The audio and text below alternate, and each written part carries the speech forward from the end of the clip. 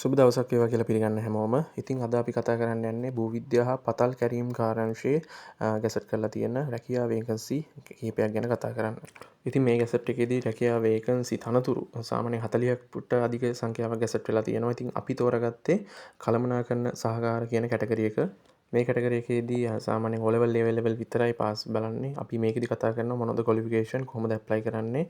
මේ සියල්ලම ආදර්ශ ආයුධම් පත්‍රයක් සහිතව අපි ඔයාලට ඇප්ලිකේෂන් දාන ආකාරය මේ වීඩියෝ එකේදී පෙන්නනවා. හරි මේ තනතුරට අදාළව වැටුප් කේතය වෙන්නේ MA12 කියන වැටුප් කේතය. ඉතින් මේකෙදි ක්වොලිෆිකේෂන් විදියට ඔයා අනිවාර්යයෙන්ම O level සමත් වෙලා තියෙන්න ඕනේ. ඒ කියන්නේ සාමාන්‍ය පෙළ සමත් වෙලා තියෙන්න ඕනේ. සාමාන්‍ය පෙළ සමත් වෙලා විතරක් මදි. මෙන්න මම මේ කියන සබ්ජෙක්ට් වලට අනිවාර්යයෙන්ම C පාස් එකක් තියෙන්න ඕනේ. අවම C පාස් එකක් තියෙන්න ඕනේ. සිංහල හෝ දෙමළ ගණිතය කියන විෂයන් වලට අනිවාර්යයෙන්ම C සාමර්ථ්‍යයක් තියෙන්න ඕන අවම සාමර්ථ්‍යයක් විදිහට. ඒ වගේම තමයි ඒ විෂයන් දෙකකට අමතරව තවත් විෂයන් දෙකකට අවම C පාස් එකක් C පාස් දෙකක් තියෙන්න ඕන කියලා මෙයාලා සඳහන් කරලා තියෙනවා. ඒ වගේම තමයි උසස් පෙළ විභාගයේදී අනිවාර්යයෙන්ම සමත් වෙලා තියෙන්න ඕන අවම සාමර්ථ්‍යය තමයි S3ක් තිබ්බනම් ඇති. හරි අනිත් ක්වොලිෆිකේෂන් එක විදිහට කම්පියුටින් ගැන කියන්නේ ඔයාම හරි කම්පියුටර් ආශ්‍රිතව මෘදුකාංග දෘඩාංග ඒ වගේ ආශ්‍රිතව මොකක් සර්ටිෆිකේට් එකක් කරලා තියෙනවා නම් ඔයත් මෙම තනතුරට අනිවාර්යයෙන්ම සුදුසුකම් ලබනවා කියලා මෙයාලා සඳහන් කරලා තියෙනවා. ඉතින් අපි මේ කතා කරේ කළමනාකරන සහකාර තනතුර මානව සම්පත් කළමනාකරණය සහ ඇඩ්මිනිස්ට්‍රේෂන් පැත්තේ තියෙන කළමනාකරන සහකාර තනතුරක්. හරි ඉතින් අභ්‍යන්තර සහ බාහිර අයදුම්කරුවන් දෙපිරිසටම මේ තනතුරත් ඇප්ලයි කරන්න පුළුවන්. ඒ කොන්දේසි ටික තමයි මේකේ දාලා තියෙන්නේ. අභ්‍යන්තර අයදුම්කරුවන් කවුරු හරි ඉන්නවා නම් එයා රාජ්‍ය සේවයේ අවුරුදු 5ට වඩා සේවා කාලයක් සතුරුදාය සේවා කාලයක් සම්පූර්ණ කරලා තියෙන්න ඕනේ. හරි ඊළඟ කළමනාකරන සහකාර තනතුරු වර්ගය තමයි ඔඩිට් පැත්තේ. accounting ඔඩිට් පැත්තේ තියෙන කළමනාකරන සහකාර තනතුර. ඉතින් මේ තනතුරේ පොඩි සුවිශේෂීතාවයක් තියෙනවා. ඔඩිට් පැත්ත එකකින්ද මේකෙදි අනිවාර්යයෙන්ම ඔයා A level කරලා තියෙන්න ඕනේ. කොමර්ස් කරපු එක්කෙනෙක් තමයි මේ තනතුරට ගන්නෙ. කොමර්ස් කරලා S3ක් තියෙනවා නම් මේ තනතුරට ඇප්ලයි කරන්න පුළුවන්. ඉතින් මම අර කලින් සඳහන් කරපු විදිහටම බාහිර ආයුධම්කරුවන්ටයි අභ්‍යන්තර ආයුධම්කරුවන්ටයි දෙපිරිසටම ආයුධම් කරන්න පුළුවන්. අභ්‍යන්තර ආයුධම්කරුවන් ලකුවට හිතන්න දෙයක් නැහැ. රාජ්‍ය සේවය අවුරුදු 5ක කම්ප්ලීට් කාලයක් තියෙනවා නම් සතුටුදායී කාලයක් තියෙනවා නම් මේකට ඇප්ලයි කරන්න පුළුවන්. බාහිර ආයුධම්කරුවන් ලකුවට හිතන්න මේ ගැන හිතන්න ඕනේ නැහැ. එයාලා මේ කියපු විදිහට ක්වොලිෆිකේෂන් තියෙනවා නම් මේකට ඇප්ලයි කරන්න පුළුවන්. හරි මේක තමයි වැදගත්ම දේ. සැලරි කොහොමද කොච්චර හම්බ වෙනවද කියන එක. හරි සැලරි එක ගැන කිව්වොත් අනිවාර්යයෙන්ම MA12 කාණ්ඩය නිසා 46220 සිට 84350 දක්වා වැටුපක් ගන්න පුළුවන්.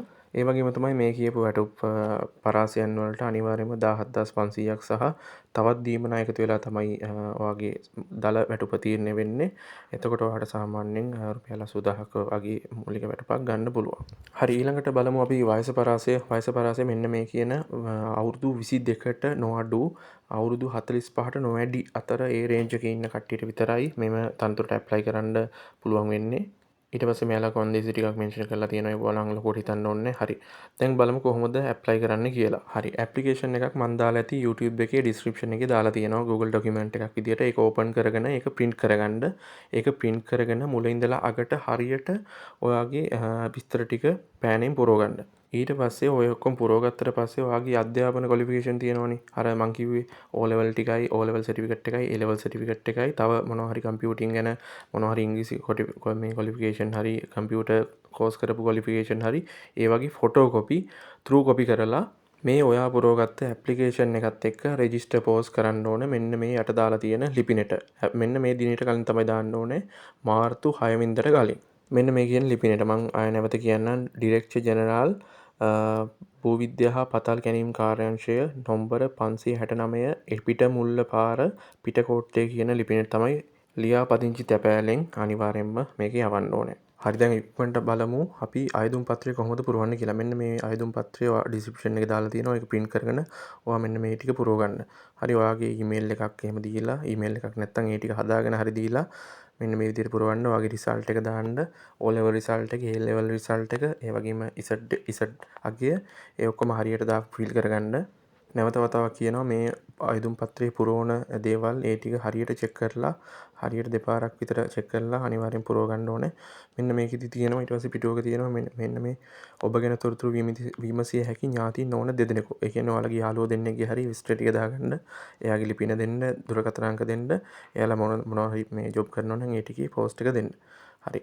ඒ ටිකත් පුරවගෙන ඊට පස්සේ මේ කොලේම දාලා ඇති වෙනත් සුදුසුකම් වෘත්තීය සුදුසුකම් කියලා.